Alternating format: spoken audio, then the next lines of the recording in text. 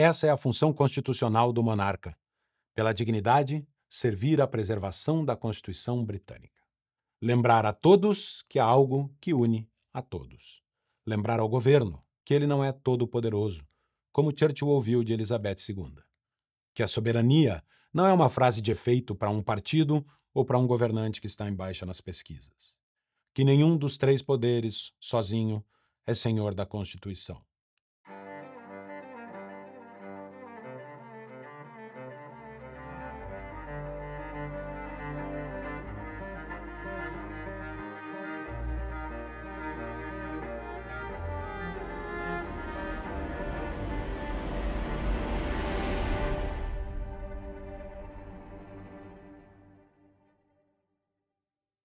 Pompa e circunstância.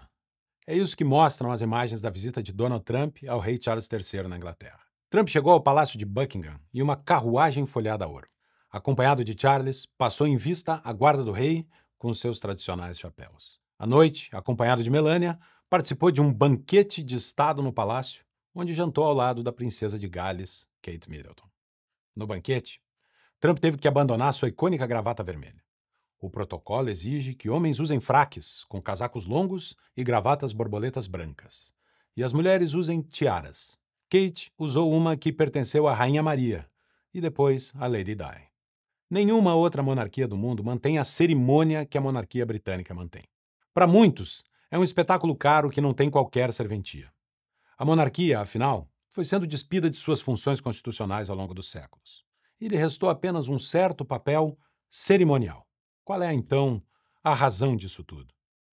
Talvez o filósofo espanhol Ortega y Gasset tenha explicado melhor do que qualquer outro em A Rebelião das Massas. Diante de mim está um jornal no qual acabei de ler o relato das festas com que a Inglaterra celebrou a coroação do novo rei. Disse que há muito a monarquia inglesa é uma instituição meramente simbólica.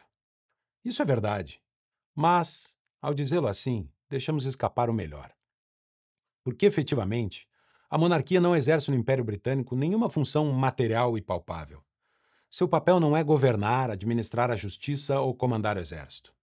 No entanto, nem por isso é uma instituição vazia, carente de serviço. A monarquia inglesa exerce uma função muito específica e de alta eficácia: a de simbolizar. Simbolizar. O símbolo tem o poder de transmitir ideias, de representar valores, de incorporar sentimentos e ideais. Os símbolos guardam aquilo que é perene, sagrado, aquilo que se levanta acima do ordinário, do mundano, do superficial. E a Inglaterra os usa como ninguém.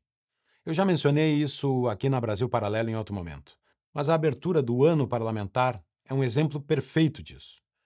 Em 1649, o rei Charles I mandou invadir o parlamento e prender 5 de seus membros por traição à coroa. Não conseguiu, eles fugiram antes. Mas o episódio foi tão traumático que nunca mais um rei da Inglaterra ou seus emissários entrariam no parlamento sem ser convidados. E isso é lembrado a cada ano, quando o rei vai abrir os trabalhos do Legislativo.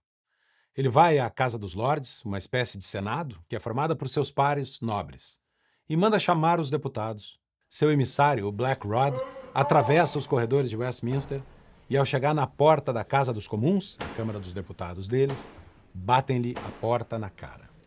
Ele bate então 3 vezes na porta. Abrem e o convidam a entrar. Mas gritam avisando os deputados: Black Rod! Um aviso de que chegou o emissário do rei. Só então ele entra e comanda aos deputados que se dirijam à Casa dos Lordes para ouvir o discurso do rei. É uma cerimônia que parece boba para quem olha superficialmente. Mas ela transmite e pereniza a cada ano uma ideia constitucional poderosa: a independência do parlamento.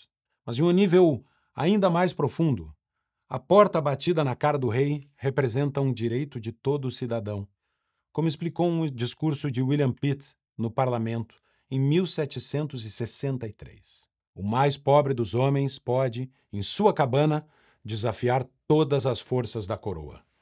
Ela pode ser frágil, o telhado pode tremer, o vento pode soprar através dela, a tempestade pode entrar, mas o rei da Inglaterra não pode entrar.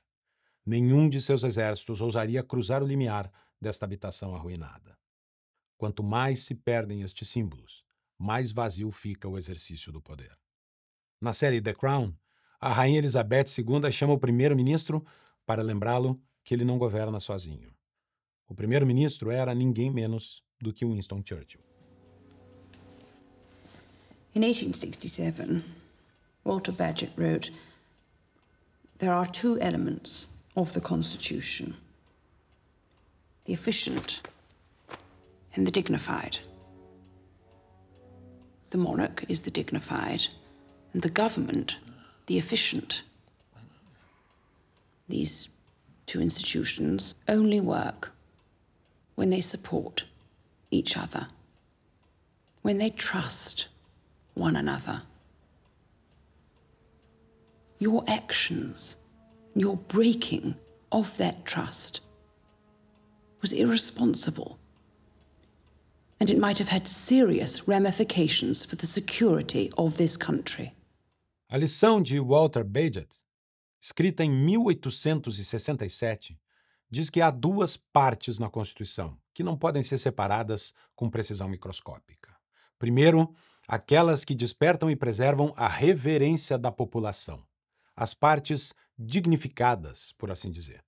E depois, as partes eficientes, aquelas pelas quais ela, de fato, funciona e governa.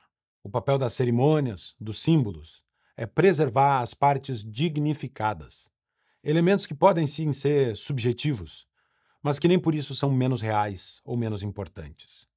Eles carregam a ideia de perenidade, preservam aquilo que é eterno e superior em um país. A Inglaterra é uma monarquia que dizemos composta, isso é, não é absolutista. Um governo constitucional em que a soberania não está contida em uma só de suas partes, mas em um todo harmônico. O chefe de Estado, o rei, está separado do chefe de governo, o primeiro-ministro. Esse último é eleito, integra um partido político, representa a vontade transitória, circunstancial de uma maioria. Ele é o resultado das opiniões do momento. Quando a vontade do público muda, troca-se o primeiro-ministro, troca-se o partido que governa, trocam-se as políticas do governo, mas não se trocam os valores constitucionais, que são eternos e superiores à luta política do dia a dia. Isso não cai com o primeiro-ministro, porque está simbolizado na coroa. Não cai o ideal de justiça, não cai o Estado de Direito, não cai a ideia de soberania e nem mesmo as cores da bandeira. A bandeira, que não é do governo, é do Reino Unido, desde que a Rainha Ana unificou Escócia, Inglaterra, Irlanda e País de Gales. Essa é a função constitucional do monarca, pela dignidade, servir à preservação da Constituição britânica. Lembrar a todos que há algo que une a todos. Lembrar ao governo que ele não é todo-poderoso, como Churchill ouviu de Elizabeth II. Que a soberania não é uma frase de efeito para um partido ou para um governante que está em baixa nas pesquisas. Que nenhum dos três poderes, sozinho, é senhor da Constituição. Mas essa é uma via de mão dupla. Os pomposos cerimoniais, os banquetes, as carruagens, as guardas montadas só podem simbolizar o que de fato existe. Numa reciprocidade profunda, os símbolos precisam da realidade como a realidade precisa dos símbolos. Se a cerimônia não refletir uma realidade constitucional, tanto quanto ela representa um ideal, ela é vazia.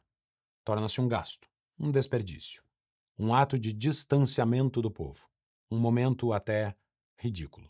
O povo, em cuja casa o rei não pode entrar, também não sairá de casa para aplaudi-lo. Não há protocolo no mundo que dê dignidade ao que não a tem.